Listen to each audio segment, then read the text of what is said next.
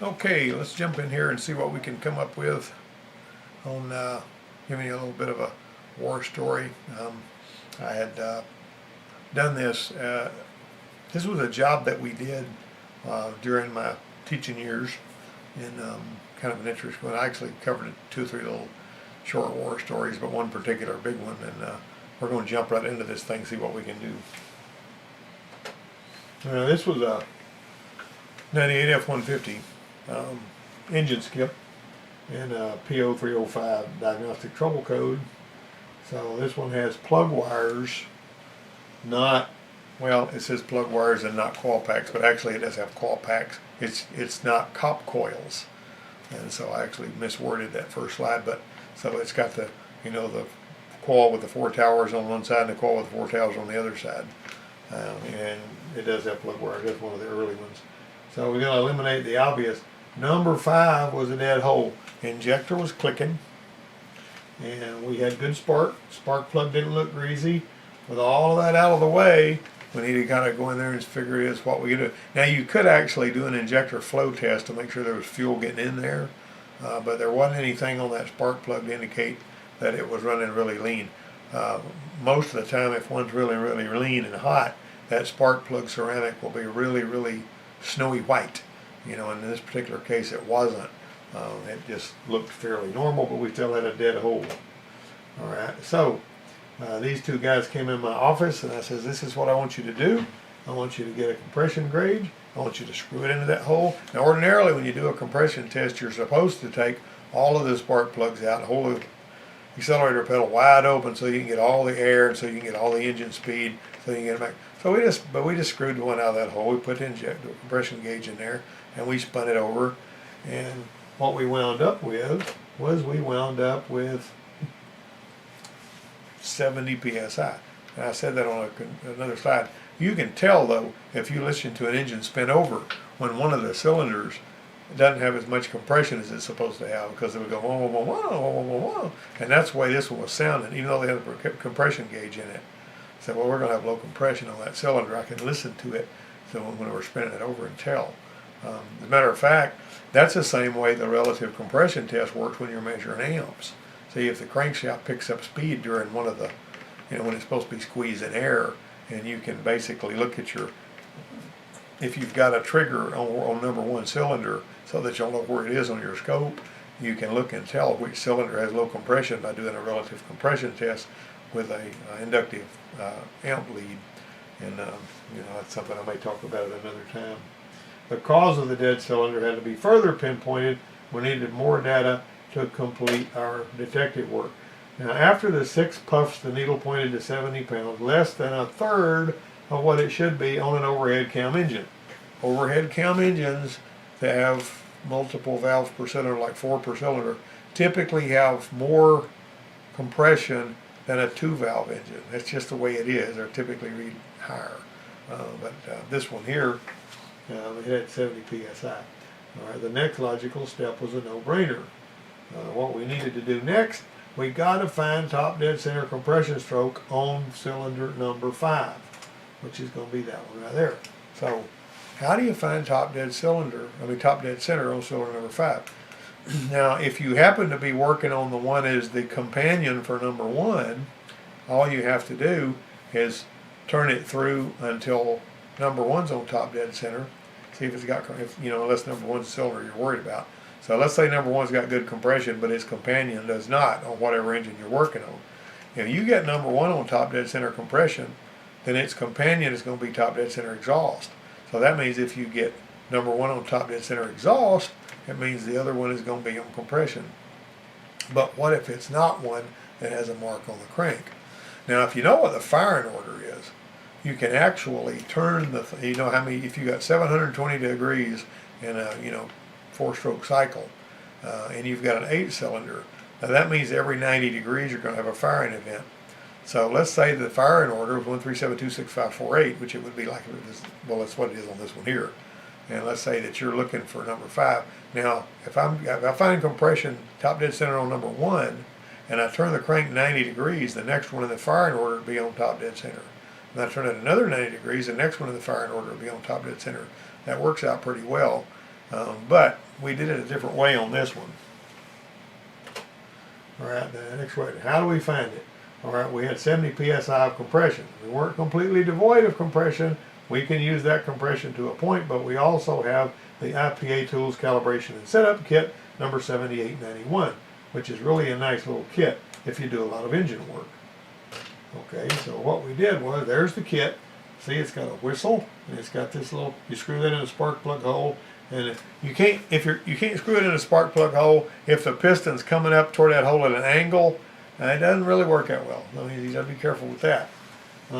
This one here, there is one right here though that screws into the spark plug hole. You can screw it down in there until you know it's going to contact a piston if you wanted to do it this way.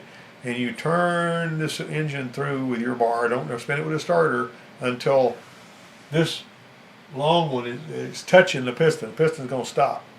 Then you make a mark there on your balancer. Then you turn it back the other way until it stops going back the other way, and it makes a mark on the balancer. Now, that's not a good idea on these engines that have timing chain tensioners and these long sliders and all that kind of stuff, because sometimes when you turn them backwards, it causes them jump time, and that ain't good for nobody. So we were going to do it keeping it turning the way the engine runs, which is clockwise when you're looking at it from the front. Okay, so what we did was we got the whistle attachment and stuck it down in there. Now there's also a little whistle thing. I don't think we got one here. No, there it is. Yeah, I'm sorry. Put that whistle thing in this one here and screw it down in there, and then we could actually hear it that way, or you can just stick it against the spark plug. One way or another, we put the whistle on there, and when we brought it up, whenever the piston's coming up and it's pushing air out of the hole, that whistle's going to go. That way you know. Okay, but you still have to find, just because it's whistling doesn't mean it's at top dead center. It does mean both valves are closed, but in some cases, if you happen to put air in there, like if you're going to do a cylinder leakage test, you're not putting a lot of air in there, but in some circumstances, the air pushing against that piston can push it back down and turn the engine backwards or whatever. But in this particular case, we found we got the place where both of the valves were as closed as they were going to get, and the piston was close to top dead center. And so anyway, that got us on the right stroke. But this right here, I took this picture on a 2.2 liter Toyota. That particular, that's one where the pistons are coming straight up. Well, I talked to the other day about how some people put these long tie wraps down in there and look at it that way, and you can do it that way. This thing here is pretty darn handy because it's got those little marks on it. When you bring the piston up, it goes up, and you can see when it starts to go back down, and that way you can find your TDC by knowing how many segments it's going to be. That's pretty cool. Anyway, we applied that, so we brought it up. Now, this is all of the leakage that we had. We had this much leakage. Now, the way you use this thing, before you ever put it in the, you put the air pressure on it before you ever hook your hose to it or put it in the spark plug hole. And then you dial the knob on that regulator until this reads 0 leakage. Because it's not going to have any leakage if you don't have hose on. But when you put the hose on it and go down in the hole, you're going to be pushing air down in that hole. This is going to tell you how much cylinder leakage you have. You notice there's 2 gauges on here. But anyway, this one here had a lot of leakage. I mean, it had a bunch, 68% leakage. Now we needed to see where the leakage was going. So what's the best way to do that? All right, so what we did here, I said, let's do this. Let's go take our smoke machine, and while we got this pressure, this thing where it's at, let's pump some smoke into that hole with the smoke machine. And once we're pumping smoke into that hole, when all the valves are supposed to be closed and everything's supposed to be contained in there, we're going to see where the smoke comes from. Now, I had done this on some other engines before, and it works pretty good. You can find where that smoke's going. And that tells you where your leak is. And this one here, it was coming out here. So this one had a burned intake valve. We saw smoke coming out the intake, and that proved our point. We now knew what was wrong. Okay, so what do? We're going to put timing chains and pull the heads and have them reworked, the valve job and all that. Well, think about that for a minute. All right, so what should we recommend? We need to consider the cost of whatever we decide to do. This is a 200,000 mile truck. So how much do we want to spend? How much time and energy and effort do we want to put into this? Granted, we're in a school and the students good, but we don't want to spend too much of the customer's money if we don't have to, because they're not paying any labor anyway because we're a school, right? So Also, there's a liability thing to look at. Now the sideline, digit 6 or W. It's interesting to me where that Windsor is 6 and Romeo is W. I don't know who came up with that. Romeo and they're two different engines, but they look almost exactly alike to the untrained eye. You can tell if you've done a lot of work on these Ford trucks which one's Windsor and which one's Romeo. But the point is, I thought if I was going to set this up, I would make W Windsor and 6 Romeo, or W Windsor and 6R or something like, or I mean Romeo R. It's just duh. One way or another, the Romeo engines have a different head design in regard to the camshaft. See how they look different? Romeo's got a different timing chain guide set up. The Windsor's got more valve cover bolts. The Windsor uses a dowel set on the main caps. There's just a lot of little difference. All right, if the intake valve had been totally open, 100% leakage, some exploratory surgery might have been ordered to find out if we had a broken valve spring. As it was, the head would seem to be a candidate for a valve job, but that's pricey. So one way or another, at the same time we had other jobs in the shop. We had a 2003 Chrysler 300 that we repaired the AC on. The 300 had got hot, and so we found out the water pump was leaking, so we had to pop the timing belt off and throw a water pump in there. Wasn't really a big deal, but I thought I'd show you a picture of that. Other jobs, we had a transmission swap underway on this PT Cruiser here, and it would have to check that one for an overheating problem too. We had done a lot of work on this one off and on over the years, but when we were through the transmission shop, we're going to do that. I'm going to tell you about whenever you have a PT Cruiser. My neighbor across the road bought a PT Cruiser for his daughter to drive, and I says, Dennis, what you're going to need to do is be prepared sooner or later if she drives that thing for a while for it to start overheating, because PT Cruisers love to overheat. And that's just one of the things they love to do, but you're probably going to have an overheating problem one day on that. A couple of years went by, she's still driving it. I went by and he had the hood open on it out in the yard. I said, hey Dennis, what's going on with the PT Cruiser? Him and his father-in-law were working on it, and he goes, it's overheating. And I says, you don't know what to do to it? And he says, what? I says, put a radiator, a cooling fan, and a thermostat. Fill it up with antifreezing water, you'll be good to go. That's what he did, and they were good to go. That car still runs cool. But anyway, I've been through enough with these things to figure out that that's usually what was wrong with them. The cooling fan likes to die on these. It'll actually lose a lot of its commutator segments and stuff. But it got a radiator and a thermostat before we were done. All right, we also troubleshot a 2007 Altima with a delayed reaction blower motor. It's kind of funny. She'd start the car, and for 5 minutes the blower didn't do nothing, and then it would kick on. And when we, but it wasn't hard to get it to do it either. So these potted relays are different from those kind of relays, even though they look the same.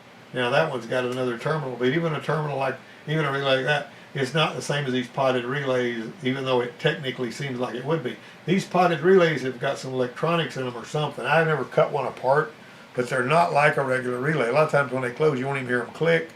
But sometimes they do wacky stuff like this. They either don't work at all, or they'll work after they wait a while, or something like that. And so this was like a $36 relay whenever we purchased it to fix that.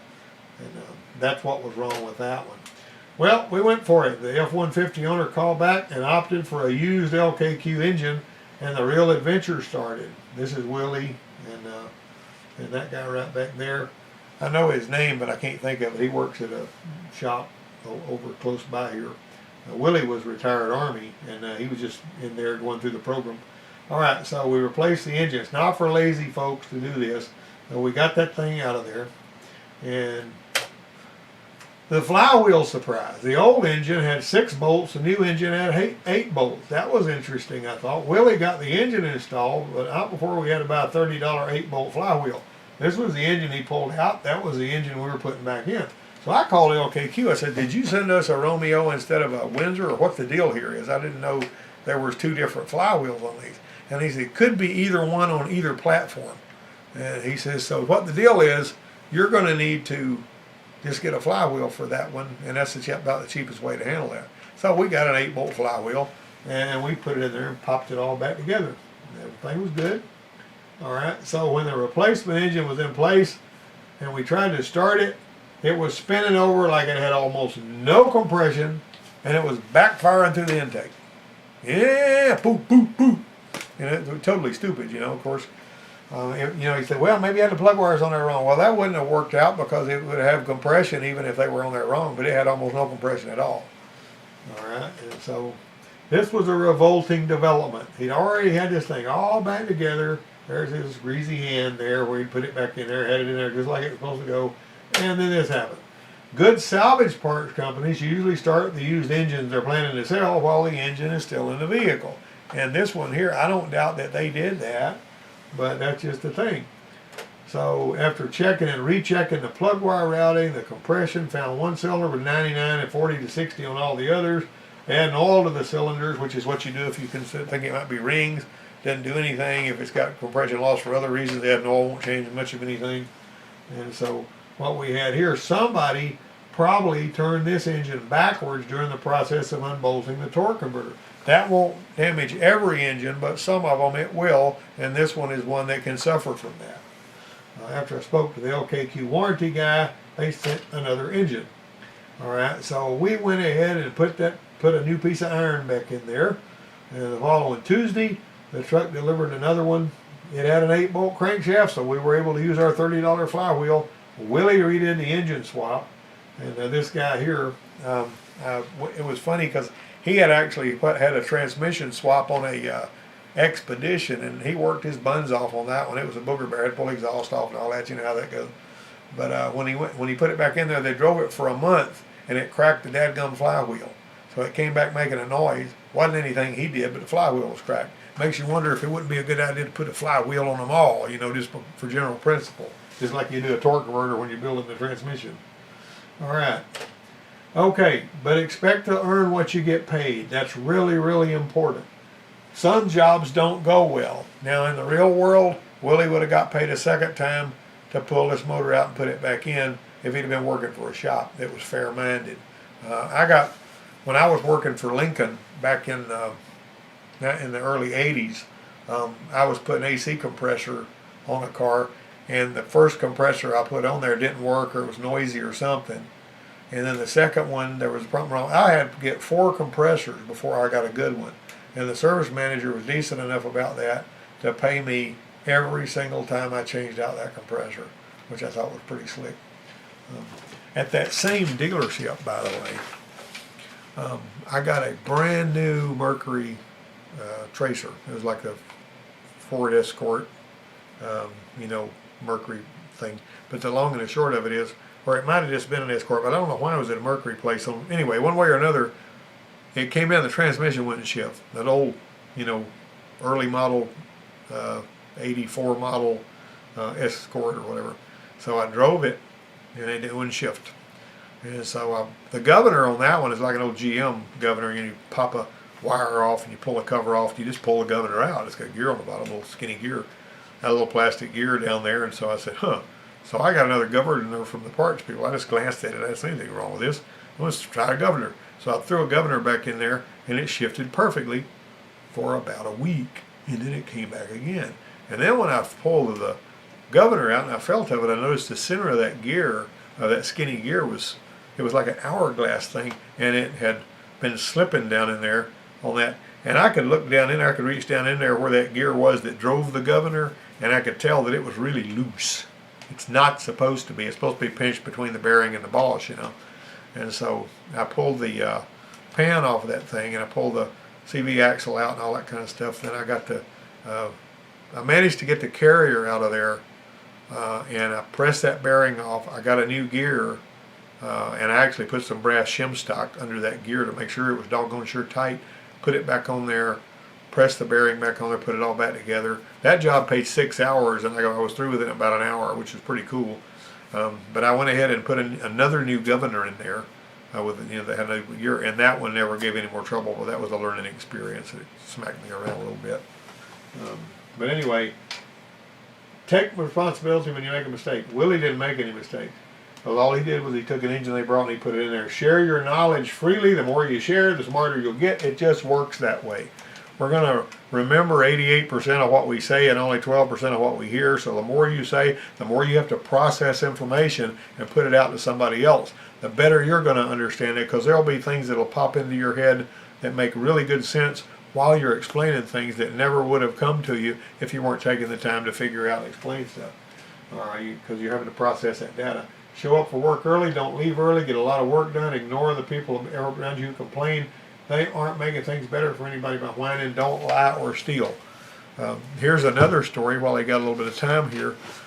Back in 1991, we got the Service Bay Diagnostic System at the Ford dealer where I was working at, and so I started, as soon as the guy that brought it unpacked it and hung all the cables and put it, rolled it up, or you've seen that thing, a big gray toolbox looking thing with a computer screen on top and a keyboard in one of the drawers. And and it had a, I'm not going to go into what it was, but the long and the short of it is I started using it. It was fairly well intuitive and self-explanatory. And I used that thing and I really had a good time with it. When the guy came to train us on it, he said, this is really easy because you've already done everything that I was going to tell you how to do. So anyway, I got to where I was really comfortable using that machine. And I would keep sending these little electronic dealer service reports and telling them, how much I liked the machine and how much I enjoyed it. Meanwhile, I'm looking on these forums. Believe it or not, we had internet then, and there were people that were on these, had a little computer over there that was hooked up to Ford.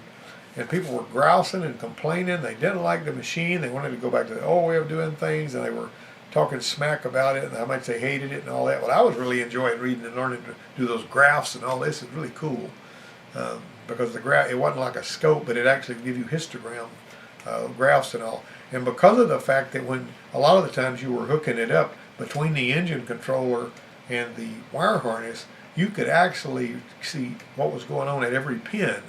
Now, Snap-on had a dynamic data collector they sold back in the late 90s. It was like that. And I bought one of those things and used it to fix some cars, and it was really nice. But anyway, the SPDS machine, one day I did some work, followed all the routines on this machine to work on a 5.8 liter and an F-150, and that thing just threw me all kinds of curves, and I worked on it for most of a day before I said, this machine is not telling me the truth about this. I don't even remember what the problem was with the truck, but I unplugged the machine and I did it the old-fashioned way, and I figured it out. And I typed a detailed letter to these people about how it was that I had fought with this thing for, most of a day, trying to get the machine to help me fix it. And it turned out the machine was a hindrance rather than a help. Well, because I had sent so much positive input to those people over the previous months about that machine, when they got this one negative letter in great detail, not me just saying I didn't like this machine because it sucks and all this. I had the VIN number, I had everything. I even had the log that I printed from the machine, and I included that with the dealer service report. And because of that one letter, that one negative report about that machine after all those positive ones, I wound up with 2 personal visits from field service engineers and 6 phone calls from people from Ford. And they sent me jackets, they sent me a cap, they sent me patches that said SBDS to go on my shirt, they sent me coffee mugs, they sent me all the trinkets and trash they could come up with. And one of them says, we would like to compensate you for the day of time that you lost on this truck. And so how much money do you want for that? And I said, well, the dealership, the way they pay me, I don't really need any compensation, but you do need to compensate the dealership because they lost a lot of money while I was working on this truck. Well, I was a ding-dong. They didn't compensate the dealership, and they didn't compensate me either because I told them I didn't care nothing about it. But what they did do, I found out there was another guy under similar circumstances, and they had given him a pickup to drive for a year. I mean, it was like a lease, and I thought, oh, well, I guess I could have squawked and whined and complained and maybe squeezed something out of them. But I felt like I was getting paid enough that I wasn't all that worried about it. Anyway, that's a little bit of a story or two here. That's the end of the slideshow. I hope you enjoyed this. This is my Monday. I know I'm uploading it a little bit late, but we had a bunch of stuff we had to get done. I went to KC Vision. I was up there. I don't know if some of y'all might have seen me up there or not if you were up there. But if you hadn't been to KC Vision, that's one of the most incredible training experiences you can get. If you live close by where you can drive up there, you save a lot of money. I had to fly up there, and of course, the hotel is kind of expensive. It's about $150 a night, and so I spent some on that. And but I actually took 3 courses. while I was up there, and it was really excellent. They got a trade show. There's one of the best ones I've ever been to, and all that. So anyway, I think that pretty well covers everything I wanted to say. If you don't have your ASE certification, you need to work on getting it, because that's a good credential. And I've been continuously ASE certified for over 25 years. Matter of fact, I got a toolbox magnet they sent me that said ASE certified for 25 years. Some of y'all probably seen that before. It's pretty cool. And even though I'm retired, I'm going to keep my ASE certification going, because it's just wise to do that. And there is a phone app you can get, ASE Renewal. You might want to look into that, because you can actually, they send you you hook it to your ASE account, they send you a question every month in each one of your certified categories that you can answer. And when you've answered 8 questions, then you keep your renewal going that way. It's really handy. And I've already answered my first group of questions. But it does cost $48 a year to use this app, which isn't really very much money if it keeps you from having to go, spend a day over there taking all of your courses and all that. Anyway, I rambled a little bit there at the end. Forgive me for that. But I will be talking to you guys. We will talk again.